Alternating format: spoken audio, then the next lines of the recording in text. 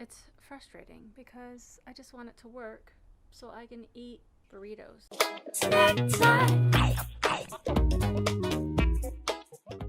Hello Snack Pack, welcome back to Travel Snacks. In today's journey, we ask the question, can you microwave in a car? My dad and I test many different things to figure out how to get a microwave working in the car. Do we succeed? I guess we'll have to find out. Let's jump right in.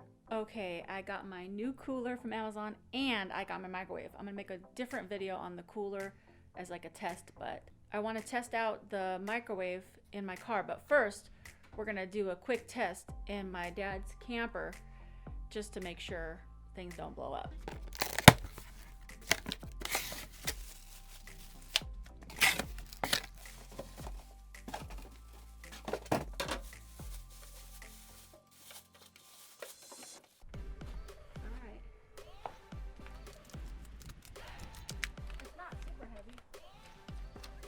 Okay, so we're here in my mom and dad's camper, and my dad had an inverter. I was gonna buy one, but he has one, and it's rated like what, 800 watts? It was 1600 watt startup. 1600 watt surge.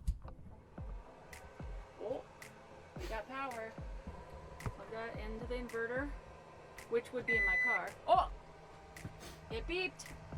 All right. Put it for 1 minute. Okay. I guess express cook is one. Uh-oh. That don't sound good. Poop. Okay, so this is why it's important to test things before you get out on the road and try it, because it only lasts 3 seconds before the alarm on the inverter went off. And it's because the surge power is too great for the inverter. I'm gonna need a bigger inverter. You have one? Oh, my dad says he has one. Well, let's give it a try, because I don't want this to become like a super costly thing. What is this one rated?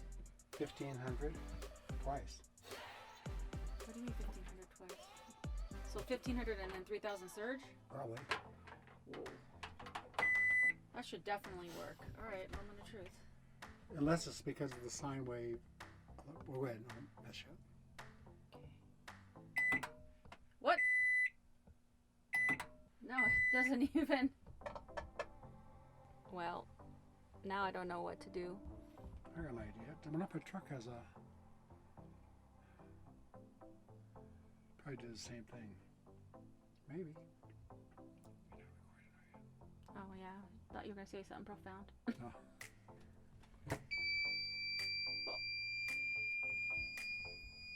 It's gonna blow! Microwave cooking in a car. That's cool content. I think it's a good idea for you to hit the subscribe button and the notification bell and throw a like on it. Do not operate over 150 watts. What the heck? Is it the cord? It's the cord! Well, but I'm not going to be able to plug this microwave directly into my battery in the car. Sure you can. Oh boy. Not now, but we can fix it. We have to rig it up. Alright. Bigger inverter with jumper cables. It's hard to see. Yeah. You guys get the first. So we know it's getting power. Nope. Well, there you have it. I think we need a Pierce sine inverter. So I'm gonna go check Amazon and see what we can come up with. Okay, so my new inverter came. This one is, let me show you. A Peak Work Zone Mobile Power Outlet, 1200 watts. It should definitely work, but I think you gotta hook it up to the battery.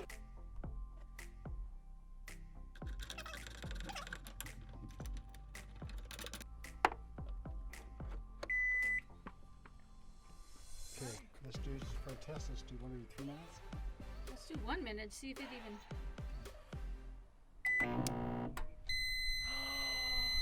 Son of a gun.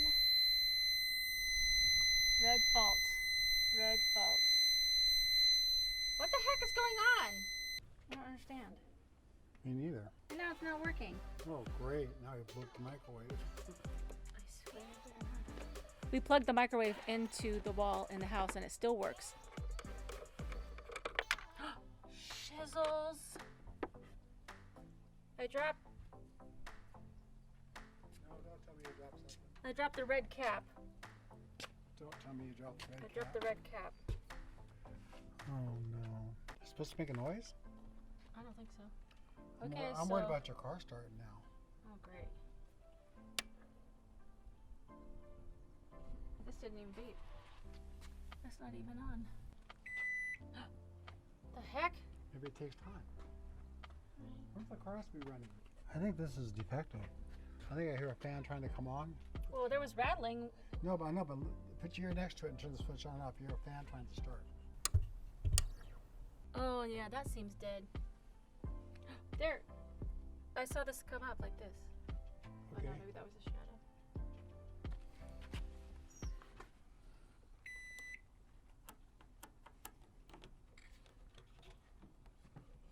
I guess start your car. Everything looks okay so far? No check engine light? Yeah, everything's fine.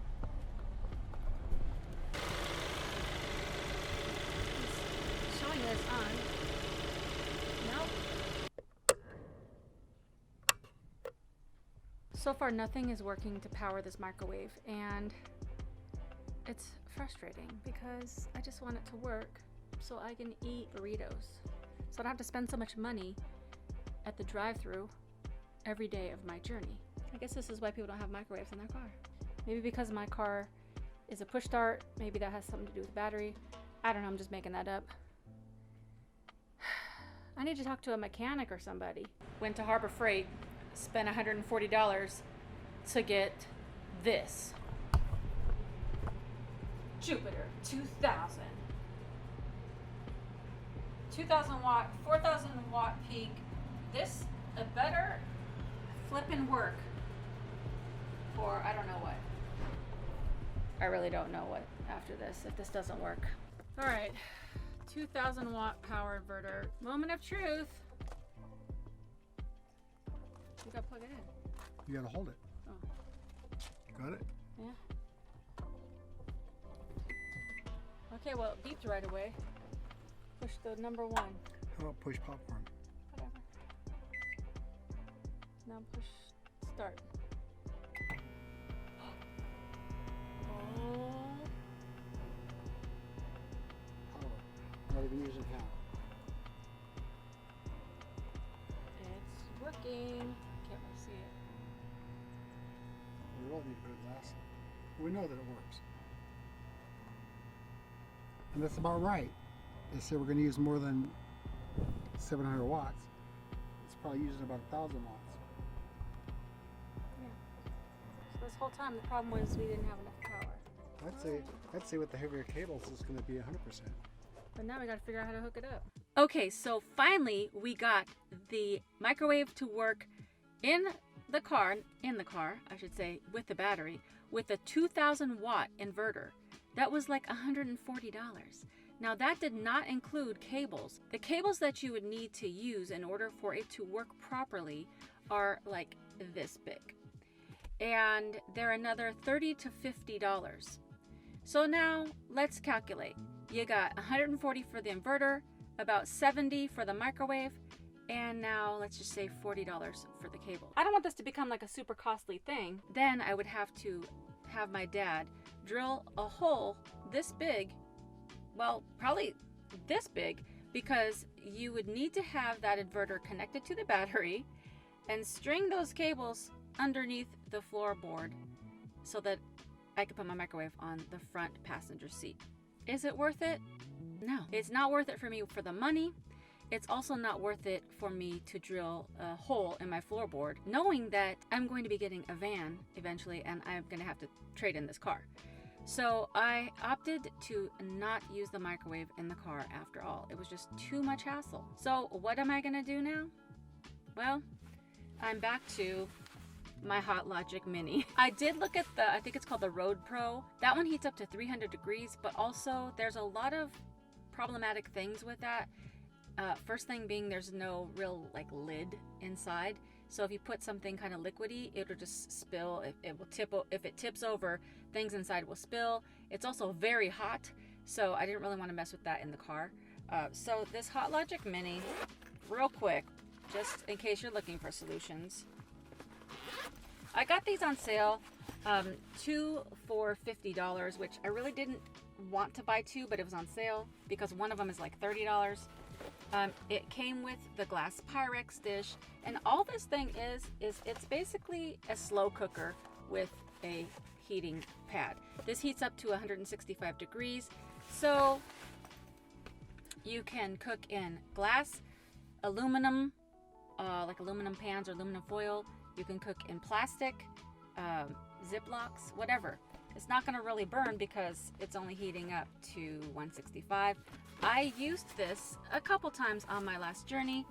Wasn't very convenient because it does take around 2 hours to cook from frozen, about an hour-ish to cook from fresh. So you can cook chicken, rice, whatever you want. It just takes time. You have to pre-plan and think about what you're going to have later in the day.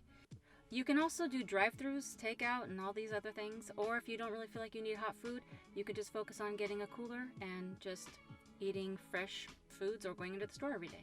Another last-ditch effort option, which I have not tried but was suggested to me from friends who have not lived in their car, by the way, so this is just thought of, is that you can take food into a truck stop or like a 7-Eleven that has a microwave in there. I think I'd feel pretty weird about bringing my own food into a business. I mean, even if I bought something like a Coke or gum or chips or something, I think it's still weird to be like, hey guys, I'm bringing my frozen lasagna into the 7-Eleven to heat up. Hope you don't mind. Now, if it's a busy day, they probably won't even notice. But if you're going into a truck stop or something and it's like 1 or 2 people, the person at the register might be like, yeah, bro, no, you can't microwave your own food here. I think I'm going to stick to a combination of drive-thrus, store, and my Hot Logic Mini. The microwave did not work. If you have a car that you don't mind drilling into, you don't mind rigging up, then I think a microwave will be fine. It'll be worth it. You can even really like extend that wire all the way to your trunk if you really wanted to, but that's a whole nother thing. But for very simple installation, I don't think microwave cooking is for me or anybody living in their car that wants to have an easy fix for that. Snack time. Snack time.